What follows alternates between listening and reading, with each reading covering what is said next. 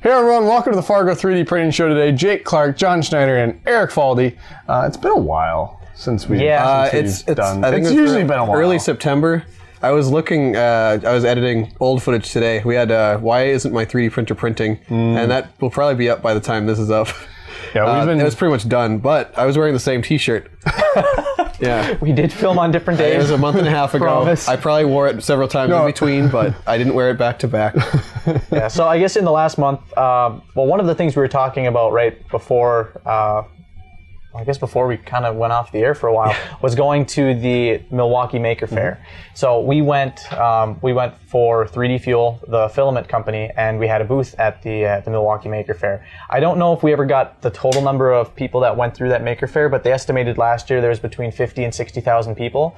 If you were one of those 50 to 60,000 people this year, and you stopped by, said hi to us, we really appreciate it. I mean, we were on our feet the entire time, talking nonstop. Our voices were both shot by the end of it, but it was, I mean, a really great show. Just talking to all of you about 3D printing, and I guess our beer filament specifically. You guys in Milwaukee really like your beer, and we actually have a little hand here that's printed in beer filament. We have that cathedral sitting around too. It's somewhere. It's somewhere. We just knocked it over. It's fine. It's fine. Okay. But we did knock it over by accident. Yeah, so the Maker Faire was really cool. It was actually my first Maker Faire. Eric. Jake, I think it was your first Maker Faire as well. It was. I've never been to a Maker Faire before. Wow, we're great with our words today. Yeah, so we made it to the Milwaukee one. We weren't able to make it to the New York Maker Faire this year. My goal is to try and get to either the Bay Area Maker Faire or the New York Maker Faire in the next 12 months. So the New York one tends to be in the fall. I believe the Bay Area one tends to be in spring, early summer. So Bay Area one is probably the one we'll get to next. Yeah, it's the largest, they said. It's just nuts down there. I mean, we've been to San Francisco before. Give us a brief rundown, I guess, us being people that weren't there. I saw a little bit of the Facebook Live. I skimmed through it just now. Yeah. But what were, give us 3 to 5 really cool things. Because one part that made me laugh, which I had to keep watching, you said, oh, here's a table full of R2D2s, and it was a Dalek from Doctor Who. I was like, oh, no. Jake. Then I watched, and there next to it was a table full of R2D2s. Yeah, I was like, because there's in the background, I think, or in the front. It was like after you got past, after you got past the Dalek, it was a bunch of R2D2s. Like, oh man, all the plungers are out of stock. The Whovians are going to be upset that weekend. There's a lot of them. I called them hooligans once as a joke, and someone got legitimately angry at me. Whovian, I do know the difference. Oh, the fan base. I don't know Doctor well, because Who. wasn't. I mean, I've seen a little bit of Doctor Who. I've seen maybe 50 episodes or so, but I haven't watched it seriously. It's been more of a casual, oh hey, it's on in the background type thing. Because my roommate, my former roommate was really into it. Yeah, it's spanned probably 50 years and a lot of episodes. I've never got the bug. Sure, it's great. Weren't they going for? I think they're going for a record for most built Daleks in one place. At the Maker Faire? I feel like someone told me that, but based on the number that I saw there, the world record must be really low. I was going to say, or any Comic-Con would probably beat whatever they had there. But it was a really interesting. I mean, the most interesting thing to me, I mean, there was a bunch of different stuff there. It wasn't just companies; it was makers and people that were selling what they were making. It's kind of it was interesting because in one section you had 3D printing, in another section you had people soldering circuits together. Then you had another section which was a lot more like the clay and the clothing side of it. Then you had another section where it was from Goodwill and a bunch of clothes. And then I think they were making, I don't remember what they were making, but they're making something. Then there was a plane sitting there that somebody had made. Like a whole. Yep. Like a 20-footer or something? Something like that. I mean, a little single passenger. 20-foot wingspan sounds. I'm thinking Cessna, but it's more like an ultralight. Yeah, it looked like about a 20-foot booth. Okay. Wow. There's a couple filament companies around there. They had Tesla coils. So that was I saw that. Pretty cool. That's the first time I've seen a Tesla coil like that in action in person. That's very, very loud. Yeah. I thought I saw BattleBots, but you said that they were First Robotics. Yeah. So they had First Robotics there. So they had that competition going on for I think the regional side of things. They had that going all weekend. I didn't really get over there to watch it at all. But they had that going. They also, I think, had drone races. Yeah, we didn't get a chance to see that outside, but so this was held at the Milwaukee Fairgrounds, I think the state fairgrounds? Yes. Well, either way, a fairgrounds. So they had the racetrack outside, and they had some sort of course set up for the drones. So I think there was a lot of first-person drone stuff going on out there. But yeah, we're so busy inside talking to people at the booth, we didn't really get a chance. It was a to constant go see it. stream of individuals showing up. And then we had, what was his name from CreatorBot? Ben? Yes, Ben, whose last name is escaping me right now. I don't remember. I feel really bad. It's like we spent Sorry, the whole weekend with a Ben. month ago. Yeah, well, I mean, that's true. That's true. It was. Not yesterday. Yeah, it is a month ago. What are the stats on the CreatorBot? I know it's a little hard to find just because the name is a little normal, generic. But how is it spelled, and what are the stats? CreatorBot. Just the regular CreatorBot, spelling. I wasn't one sure if word. it'd be like a TR or like No, CreatorBot. so it's spelled that way, but if you go to creatorbot.com, it's a completely different company. So their website is 3dprinterworks.com, or maybe it's .net. So I don't have my phone. one of the things we talked about is just they have such an amazing machine, but they need to do a better job of getting it out there. So the CreatorBot has a 12-inch by 12-inch by 18-inch build volume. I think dual extruder retails for, it's either $2,500 or $2,800, yeah, $2,700. yeah, It's somewhere in that $2,700 $2,500 to $2,800 range. About the same one that mean, we're going to talk about later. Heated build plate, I think 1.75 millimeter filament. It just makes really, Enclosed. Yeah, fully enclosed. Well, it is fully enclosed. Yeah, they've got the top. They've got the top And as they well. got the door, and then I think there's doors on 3 of the sides. Oh, and then like I think they open up. Yep. yeah, Oh, that's cool. So Yeah. it's, I mean, and it's a direct drive extruder. It's not a Bowden. yeah. So it's really, if you're in the market for a 3D printer, you should take a look at it because it's kind of a hidden gem. When you look at price to performance, like It could give the Raise 3D a run for its money, you think? I think so. Okay. Yeah. I don't know if they have a dual extruder or not. I haven't looked at it I for quite a while. believe the Raise 3D does, but it has been a while since we've looked at it. Yeah, it was last CES the last time I looked at it. But the great thing about the CreatorBot, manufactured in the U.S., that's where their support team is based, is in the U.S. Very knowledgeable staff. Extremely, yeah. So one of the other machines that we had at the booth was the Replicator 5th Gen Plus. So the Replicator 5th Gen Plus is a MakerBot printer. So I don't know how well you can see it. It's here in the background. If you've ever seen a MakerBot Replicator, the 5th Gen, the regular one, the exterior looks almost identical, aside from some sticker differences. But what you don't see, and you wouldn't have been able to see it even if we held it right in front of the camera right now, is a lot of the under the hood adjustments. So they've done some things with the 5th Gen Plus, like upgrading the gantry system. So instead of having one linear rail that the gantry rides on, it has 2 linear rails that add more rigidity to it. So the print speed is improved by about 30%. So that's MakerBot's claim. We still haven't had a chance to do a proper shootout of the regular 5th Gen, the 5th Gen Plus, and the Replicator 2, because we want to see how it compares speed-wise to the MakerBot Replicator 2. One thing that we don't need any sort of measurement instruments to determine is that this thing is way quieter than the regular 5th Gen. Like, substantially quieter. Yes. It's actually quieter than the MakerBot Replicator 2, although the noisy part on the MakerBot Replicator 2 ends up being the fans on it. So that's where a lot of the noise comes from. It's not so much from the stepper motors or from any sort of resonance. The sound could be dropped even lower on the 5th Gen Plus if you add a rubber pad underneath, because right now it's a hard surface on the bottom of the printer. When you connect that to the hard surface of a shelf, it's going to cause that shelf to resonate a bit. One of the very obvious differences between the regular 5th Gen and the 5th Gen Plus is the build plate size. So the one that is right here, this is the regular 5th Gen, and then this is the 5th Gen Plus. So one thing to note is on the 5th Gen Plus build plate, there is a bit of an edge on it. So it is bigger than the regular 5th Gen, but it's not, this isn't the whole width of the build plate. It's more like from here to here, but it's still a really substantial upgrade. Another thing is that the 5th Gen Plus build plate can flex, which is really handy for when you're trying to remove prints. You don't need to have a really sharp metal scraper tool to try and get it off. You might need it for some parts, but you're able to get the majority of your parts off of the build plate just by flexing it.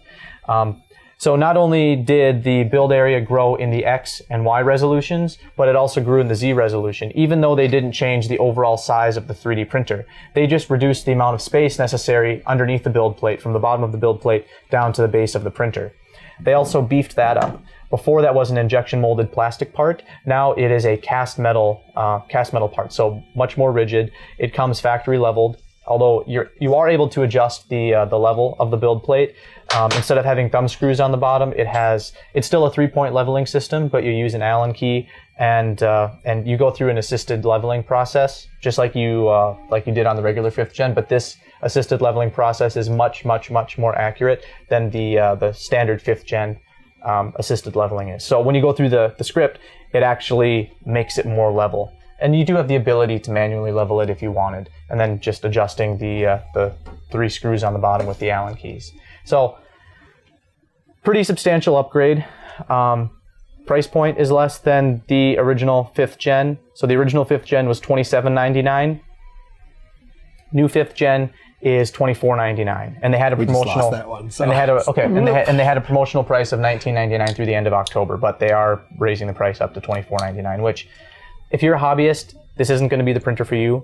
If you are, I think, if you're a larger organization or a school and you want to have the whole ecosystem that MakerBot has, you want to have just all of the structure, I guess the corporate structure, like the easy to use. Yeah, easy to use, and just more flexible with, like they've got better support options available, like extended support options than most 3D printer companies make available.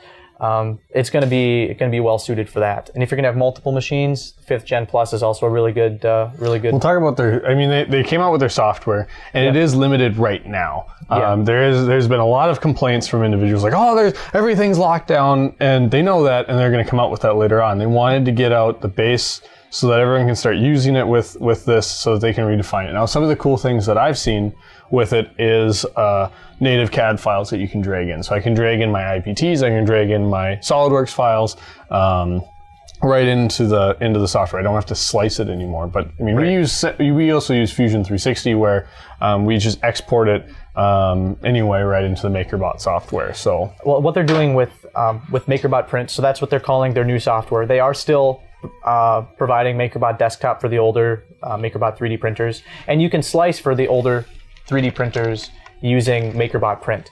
But MakerBot Print, like Jake said, is able to import those native CAD files. Now, what the software is currently doing is taking that native CAD file internally, they're converting it to an STL file, and then doing the slicing. But there's a Reddit thread where some of the developers from the MakerBot team were responding to feedback. People were saying, hey, would it be possible to generate the G-code files, or the G-code which gets turned into the .MakerBot files, would it be possible to generate that directly from the solid models that you're importing? So instead of having to go through that STL conversion process, be able to, so when you go from the solid model to an STL, you have to, you basically have to reduce your quality. So if you have a curved line, or you don't have to. It depends on your exporting settings. Yeah, some people do it just like standard or low, and that's where you get a lot of that polygon. But if you go into the settings, especially with Inventor, you go into the settings, you can actually turn that so that you get a really nice part. But either way, it's going from a vector to triangles. Yeah. Well, so you're taking a curved line or a circle, and you're converting it into line segments. Yes, you can have a really high level of line segments, but then that's a lot of lines of G-code for just one circle. What the developer is talking about doing is taking that, let's say we're just looking at a cylinder, taking that, and instead of saying, all right, here's all the short line segments of G-code, you have one line of G-code that says, go from this point, it's a circle that has this radius, and then the firmware automatically calculates that. So it creates a nice smooth curve instead of all the different line segments. And that's something that I believe they said could be handled in the firmware, but that's going to be, they didn't give a timeline on that. So don't hold out on that. But even still, like right now, being able to import the native CAD files, it makes the workflow so much easier. So instead of needing to export all of the parts in your assembly as separate STL files and then importing them, even if you're using something like Fusion 360 to dump them directly into your slicing program, this is so much easier. and it does it all at once. It'll even automatically lay out the build plate for you, which is also really slick. And you can have multiple build plates too. Yep. So if if you have multiple parts that doesn't all fit on one, it'll automatically create more build plates. And that's where, if you have more than one machine, you can actually have it set up so that you can push different build plates to different machines around the office. So much like if you were to print something to different printers within the 2D world of paper, you could do that as well. And one of the other things that they're going to implement, they don't have it implemented yet, but the different STL files on your build plate, you can apply different slicer settings to them. That's something that. Yeah, so if you have Very one useful. part, if you have one part that you only need 0.4 millimeter layer height, you would need to print it really fast. Quality doesn't really matter, but you have another part that you need to be printing at 0.1 millimeter, or maybe you have different infill settings that you want to be using. You can do all of that within the same build plate. So you don't need to slice just one part. All right, print that. Now slice the next part at using the different settings. Print that. It just, from a workflow standpoint, there's really nothing that matches the matches MakerBot as far as I'm aware. And do they have? Is it a new smart extruder that came with it as well, or is it? It's basically the same as the existing Smart Extruder. It's the Smart Extruder or Plus. They don't have the old Smart Extruder with it. All the pluses are shipping with the Smart Extruder Plus. Yeah. Now, Because and back to the software side of things, like Simplify, you've worked with Simplify 3D, so it's Yeah. not like you've only worked with MakerBot desktop or MakerBot software. We have worked with Simplify 3D and other softwares as well. So right. Now, Simplify 3D is, if you need to only put supports in certain parts of your model, Simplify 3D is going to be the way to go. It's just different slicers for different applications. For 90% of the users, MakerBot Print is going to do exactly what they need it to do. But for that other 10%, the power users that know exactly what slicing parameters they want to change, something like Simplify 3D is going to be a better bet. and worth the money. Yeah, I mean, $150 for 2 seats. I mean, the amount of time that Simplify 3D saves just on the slicing side of things is really big, but then the material savings from being able to put the supports only where you need them. I mean, Simplify 3D has paid for itself many times over. Now, there's one thing that you don't really like about the Raft? MakerBot is the rafts. Yeah, so this is something I understand why they changed part of the raft. So if you've ever printed with MakerBot printers and used the raft, you're very familiar with the way it kind of goes back and forth in a grid pattern. So across for about a centimeter, goes up, then over, up, over, up, over, up, over. And then the raft separates really cleanly from the print when it's done, because the top of the raft is basically solid. Now on the Replicator Plus, or excuse me, in MakerBot Print, when it does the raft, it lays down much thicker beads of material, which I believe uses less material overall.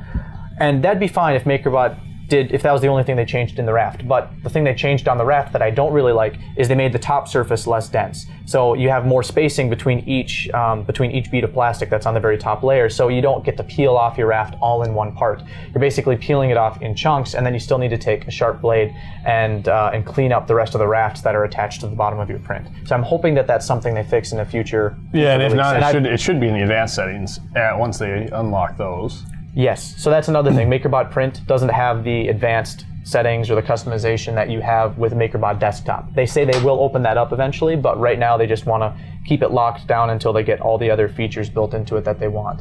So some of this stuff, they just aren't giving a timeline. They don't want to overpromise, underdeliver. They'd much rather do it the reverse, underpromise, overdeliver. Yeah, nice change of because the pace. rafts are going back to like 2012 feeling when we first had the Rep 2, and you're just like, you're just peeling it off in strips, and it was a pain in the ass to do.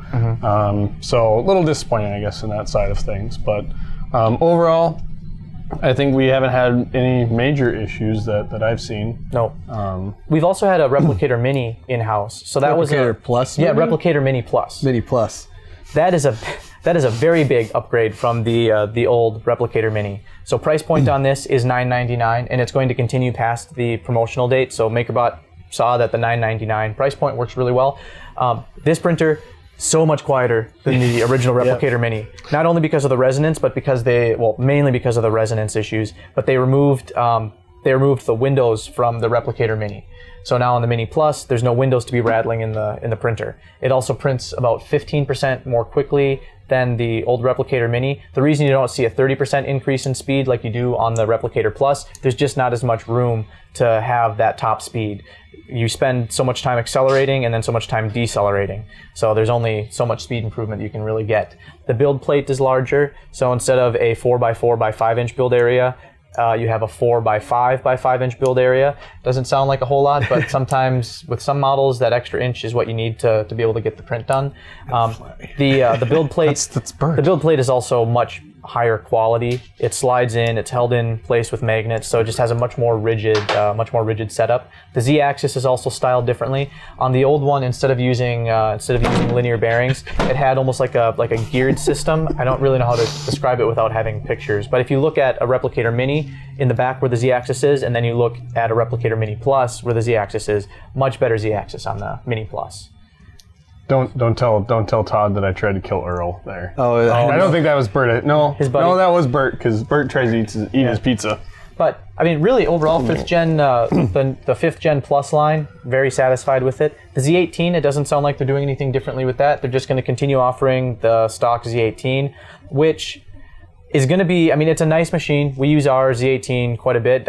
We're probably getting up to about 10,000 hours on our Z18. We don't know for sure because some of the firmware updates that they've come out with has wiped the total number of print hours from it. So we've started over a couple of times. I think we've hit 1,000 a couple different times. I know we've hit 3,000 hours once. So somewhere between all that, we're at around 10,000 hours.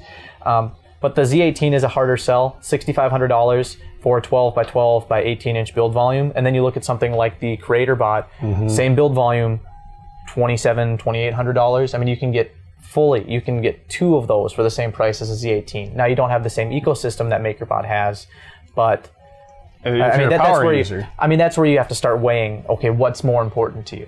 Like some companies that we work with, they want to have a MakerBot size company behind the product. I mean, CreatorBot it's a smaller team. I think they've got less than 10 people on their team. Really great guys, but it's not like a MakerBot where you have multiple hundred people working and you have a production facility in China. So yeah, I'm guessing you couldn't just Google, whatever specific problem with this printer. Now with the pluses, there has been an issue that has arisen. There you go. yes. With the Z banding, as far as how the actual screws in the carriage go together. So I think there's a couple people on the MakerBot user group. I think Jet Guy was. I think that was one of them. I don't remember off the top of my head without looking. But there was an issue, and much like your car tire, where you go like opposite when you're bolting it together, the same thing needs to happen with the gantry piece. So if you're getting really bad Z banding, it might be. And we can link to the user group piece. But it might be that there's too much tension in that carriage side of it. Yeah. And I think it was I don't know if it was on the front linear rail or if it was on the main carriage. I can't remember, but it's just the order and how you tighten those needs to be changed. So what's happening is since you have those two linear rails, it's great for adding more rigidity, but if everything isn't aligned properly, you start having it bind up and it gets kind of stuck. And so it's not able to go exactly where it needs to. So basically the fix is you loosen all the screws up, wiggle the carriage mount around a little bit just so that it kind of settles where it needs to be. It allows you to relieve that tension. And then there's a particular order you need to put the screws back in or retighten them so that then it holds that position. So ours didn't come with that problem. This is something that's been passed on to MakerBot, so it's just something that they need to be looking at in production. So I don't know if it's something that gets jostled around during shipping. Maybe, I'm not really sure. New guy in the factory. Could be. Didn't read the manual. Could be. Yeah, I mean, if never tighten one screw all the way down without having the other one at least started. So you're gonna have problems. Same with skateboards. Same with tires. Just everything. Yeah. But yeah, I mean that's I think that's all we have. Oh, we did design. So this is not a final version yet, but we took the spool holder that we had designed for the original Replicator 5th Gen. This allows you to sideload a filament spool, a non-MakerBot filament spool, onto the Replicator 5th Gen Plus. One of the modifications we made was to remove this little hook. There used to be a little hook here that now would interfere with the gantry system. And then we also adjusted the sizing a bit, so now you can fit the original MakerBot Replicator, or the MakerBot spools of filament on this mount too, so you don't need to be switching between the internal filament storage and then this external filament mount. So this is available, I think, on the Fargo 3D printing side. It's under the old one. On Thingiverse, yeah. So if you old look, one? yeah. So It's under the same model. It just is an updated file under the same listing. So I don't think we've it should changed be. it. If you search for Fargo 3D printing on Thingiverse, just look at our account, look at the designs that we've created. I think this is called 5th gen Replicator spool 5th gen. holder. Yeah, 5th gen spool holder. Should be. Yeah. I can't think of anything else. I guess there was a price drop in the Replicator Mini since there are these new ones coming out. Do you remember what that the price old one? was? I thought it was. Maybe $7.99. I remember we talked about it. I don't know if don't it's still. remember. I don't know if it still exists. Okay, it could have just been a short-term thing. I think they dropped the price to try and clear out inventory before they Fair announced the Replicator Mini Plus. Dash that. Pretend I didn't say it. Cut it out. I guess, Jake, any other thoughts on the 5th gen? No, I don't think so. We're gonna try and keep up on doing some of these podcasts. Yeah, we've been very, very busy fixing printers. The exciting thing to look forward to, like always, is our CES podcast, which will be coming out in January. Yeah, probably mid January. I think is it the first week of January again? CES 5th, 6th, 7th, and 8th. Okay. And we're going to be down there. We're going to be down there the 6th and 7th because we fly back the 8th and then we fly down the 5th. So we got 2 days to actually walk around the show. And honestly, that's fine. I think we were there for 3 days last year, and it was just a day. I think too we much. did. We did 4. We did. Oh, that's right, because we did that side trip out to Hoover Dam. Yeah, Hoover Dam. Yep. So that was a good side trip. But yeah, I mean, 3 days on the show floor when. I mean, we spent our 2 days in the 3D printing area, which is what we really cared about. The rest of it is like, yeah, it's neat, but How many more USB manufacturers can you walk through? It's a before- flatter TV. No, honestly, This one's current one. super cool. John gets always suckered into Yeah, those I mean, damn TVs. I like that. Looking stuff. at the 8K TV to see if you can see the pixels. Yeah, and pretty soon, pretty soon you're just gonna have like an inside-out TV. It's gone negative. You sit inside of it. It's like a SketchUp 3D model. just awful, just awful. But yeah, so look forward to that. Otherwise, we're going to keep trying to get. I think we got a couple more interviews lined up, or we're going to. We have one coming up pretty soon. We did one with MakerBox. Please watch that one. It's kind of slipped through the cracks, I think, as far as our viewership. So Yeah, MakerBox. that was a really good I like the interview. They do interview. filament sample kind of loot crate style thing every month or bi-monthly if you're out of the country. And then up next, I don't know when this is going to come out or when that one will come out, but it's kind of an experimental extruder. It's on Kickstarter. That's all I'll say now. Yeah. Yeah. Well, I think their Kickstarter is out. Oh, it's out now, but yeah, I don't know when this video is going to go up. So, Yeah. but yeah, if whatever, Zesty Tech. It's I can't remember the name of the extruder off the top of my head, but look up Zesty Tech, ZESTYTECH. Yeah. So if this gets posted before that or after it, either way, you can go take a look at the campaign. Some other things to check out. We are adding more spare parts, both for MakerBot 3D printers, but also non-MakerBot 3D printers. So we are adding, like Jake said, we're adding a lot of Lulzbot parts. So this is both electronics, other parts, and 3D printed parts. So if you have a part on your printer that breaks and you're not able to print a new one because your part is broken, we're going to be a source for that kind of stuff, but also parts for. Well, this isn't gonna. Go ahead. This is gonna come out like late next week, right? I don't know. I still have 2 other ones that are You sitting. can talk. Oh yeah, we're coming out with a. Well, Jake, you described it. So we're coming out with an overmolded E3D volcano hot end. So we've noticed that, and it's kind of been brought to our attention a couple different ways, that the heat is easily lost in the volcano block.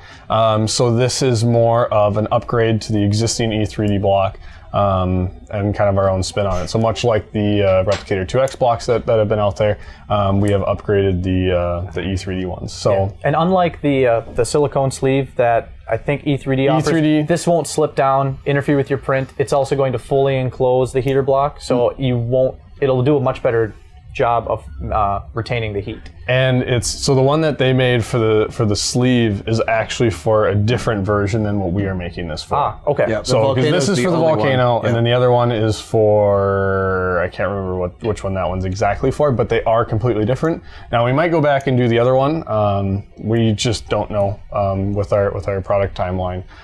If you want us to, definitely let us know. If we have a lot of people asking us for a part, we make it a priority to get that moved up in our And we will timeline. have 5th gen, and I assume they'll be working with the pluses as well for the belts, so look for an upgrade for that.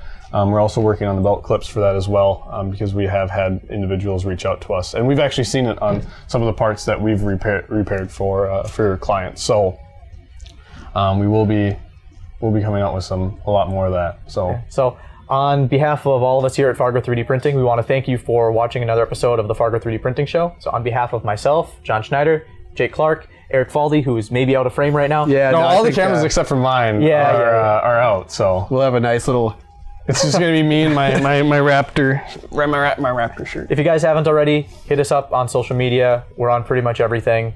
If you have questions or have spare parts or upgrades you'd like us to hit, just let us know. I mean, we're always looking for more feedback. So again, on behalf of all of us, thanks for watching. See you later.